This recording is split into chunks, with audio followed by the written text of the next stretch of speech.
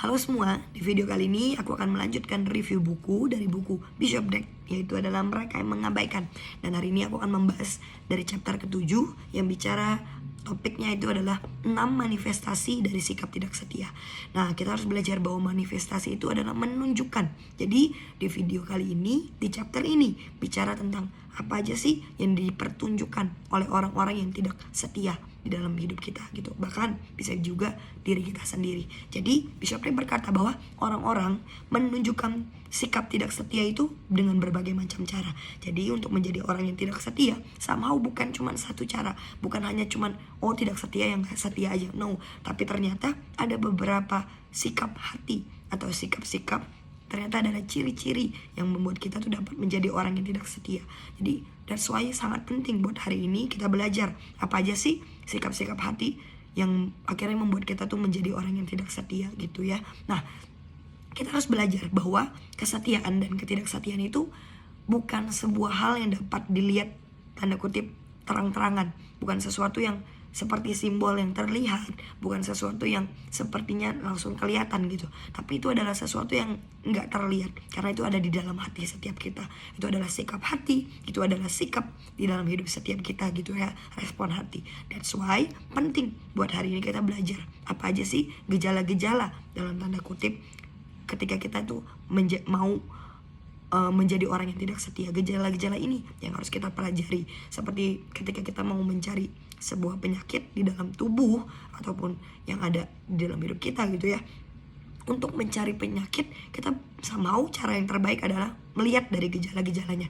Oh, aku punya gejala ini. Oh, ternyata aku nih sakitnya ini. Nah, sama dengan ketidaksetiaan. Jadi hari ini kita belajar apa sih gejala-gejalanya untuk kita tuh ternyata bisa menjadi orang yang tidak setia.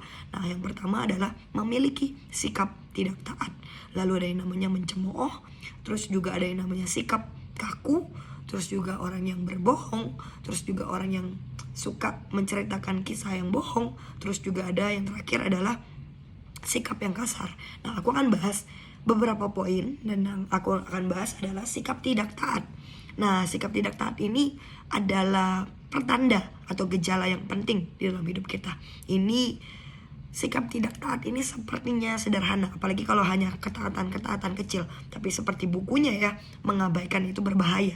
Sama dengan ketidaktaatan yang ada di dalam hidup kita. Even itu hanya kepada hal-hal yang kecil. Karena sikap tidak taat kepada hal yang kecil, apalagi kepada hal yang besar, lebih besar lagi chance bahwa kita tuh gak taat kepada hal yang besar itu. Karena apa? Pasti hal yang besar punya tanggung jawab yang lebih besar. Pasti hal besar punya tingkat kesulitan yang lebih besar. Jadi untuk yang namanya mau taat itu mungkin lebih sulit. That's why kita harus melatih diri kita untuk taat terlebih dahulu kepada hal-hal yang kecil yang ada di dalam hidup kita. Jadi ayo perhatikan hidup kita. Apakah aku ini adalah orang yang taat, atau ternyata ada beberapa hal-hal tertentu yang aku nih sulit untuk menjadi orang yang taat. Ayo kita sama-sama, ketika kita tahu ini adalah aku, ini adalah saya, aku mau ambil langkah yaitu pertobatan dan berubah gitu ya. Nah, kita belajar dari kisah Saul. Hari itu Tuhan menolak Saul karena dia tidak taat. Hari itu di dalam firman-Nya di 1 Samuel 15 ayat 22 sampai 23 berkata seperti ini. Tetapi jawab Samuel, apakah Tuhan itu berkenan kepada korban bakaran dan korban sembelih sama seperti kepada mendengar suara Tuhan? Sesungguhnya mendengarkan lebih baik daripada korban sembelihan, memperhatikan lebih baik daripada korban domba-domba jantan. Sebab mendurhakakan adalah sama seperti dosa bertenung dan berdegil, sama seperti menyembah berhala terafim. Karena engkau telah menolak firman Tuhan, maka ia telah menolak engkau sebagai raja. Jadi dari ayat ini berkata bahwa kalau hari ini kita hanya menjadi orang yang hanya tanda kutip sepertinya memberikan korban di hadapan Tuhan, tapi kita gak pernah menjadi orang yang mendengar, kita gak pernah menjadi orang yang taat, kita gak pernah menjadi orang yang memperhatikan dan melakukan, buat Tuhan kita menjadi hamba yang tidak berkenan di hadapannya. So begitu penting ketaatan di dalam hidup kita. So biarkan hari ini kita sama-sama belajar bahwa Tuhan itu sangat menghargai ketaatan kita. Even itu adalah ketaatan kecil. Jadi jangan sampai kita mengabaikan poin yang sangat penting ini gitu ya. Jadi jangan sampai kita ini menjadi orang yang tanda kutip hanya karena ketidaktaatan, ujungnya kita menjadi orang yang memberontak dan akhirnya menjadi orang yang tidak setia. Lalu poin yang kedua adalah mencemooh. Di dalam Mazmur 1 ayat 1 berkata seperti ini, diberkatilah orang yang tidak berjalan menurut nasihat orang fasik, yang tidak berdiri di jalan orang berdosa, dan yang tidak duduk di dalam kumpulan pencemooh. Kita harus tahu pencemooh itu apa sih? Orang-orang yang bergosip, orang-orang yang mencela, orang-orang yang tidak percaya dan terus membicarakan tapi nggak melakukan apa-apa. Itulah pencemooh. Dan apa yang harus kita lakukan kepada pencemooh? Di dalam Amsal 22 ayat 10 berkata seperti ini, usirlah si pencemooh, maka lenyaplah pertengkaran dan akan berhentilah perbantahan dan pencemooh. Dan kita harus belajar teman-teman, kalau pencemooh itu adalah diri kita sendiri, apa yang harus kita lakukan? Bertobat, itu yang paling pasti. Jangan sampai kita tanda kutip diusir dari sirkel-sirkel orang hidup kita. Jadi jaga mulut kita dengan sangat-sangat baik. Jangan sampai apa yang keluar dari mulut kita adalah perkataan yang tidak berkenan, perkataan yang tidak membangun, perkataan kutuk.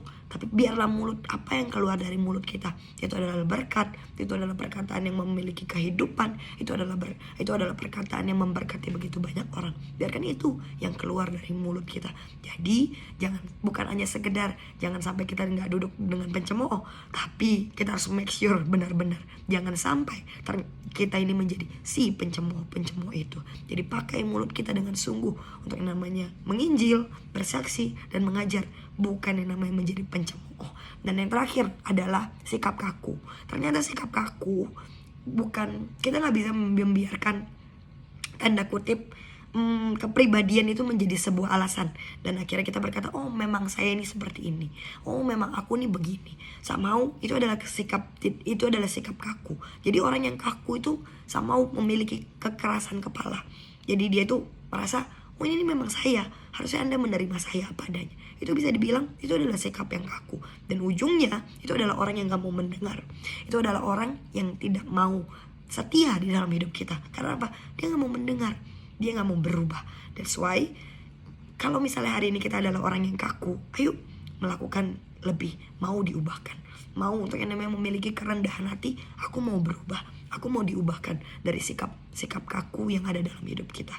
Jadi di sini kaku itu bicara tentang orang-orang yang nggak mau melakukan ekstra gitu. Mereka nggak mau yang namanya diubahkan, mereka nggak mau hidupnya di tanda kutip dididik. Itu adalah orang-orang yang kaku. Mereka merasa ini bagianku, nggak perlu diurus gitu ya. Itu adalah orang-orang yang kaku, merasa sudah tahu banyak, sudah ngerti banyak, dan akhirnya nggak mau melakukan apa-apa. Itu adalah orang-orang yang kaku, nggak bisa beradaptasi dengan cepat, nggak bisa melakukan semuanya tanda kutip ketika kita mendengar dari pemimpin karena sikap kaku itu. Jadi sikap kaku itu berbahaya, sangat berbahaya. Sikap kaku itu sepertinya seolah-olah benar karena kita berpikir bahwa oh ini kan memang saya, kenapa gak ada pengertian, kenapa gak ada understanding. Tapi ternyata sikap kaku ujungnya bisa membuat kita menjadi orang yang tidak setia di dalam hidup kita. Jadi kita harus menjadi orang-orang yang mau berubah, mau dididik, mau diubahkan, mau yang tadinya kaku menjadi orang yang lebih fleksibel, mau yang namanya diubahkan untuk menjadi lebih indah di hadapan Tuhan. Jadi ayo kita sama-sama belajar untuk gak menjadi orang yang kaku di dalam Tuhan. Karena itu ternyata membuat kita bisa menjadi orang yang tidak setia. So I hope dari 3 poin ini kita sama-sama belajar. Apakah aku memiliki salah satu poin yang ada dalam hidupku? If so, bukan artinya semuanya berhenti, bukan artinya semuanya selesai, tapi ada yang namanya pertobatan, dan ada yang namanya kita bisa namanya membalikan keadaan. Kalau itu memang ada dalam hidup kita, balikan keadaan dengan apa? Berubah dengan yang namanya pertobatan.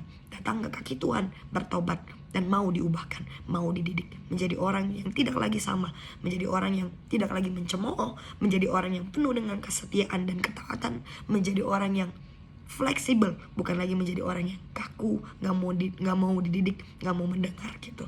So I hope dari video ini bisa memberkati setiap teman-teman. God bless.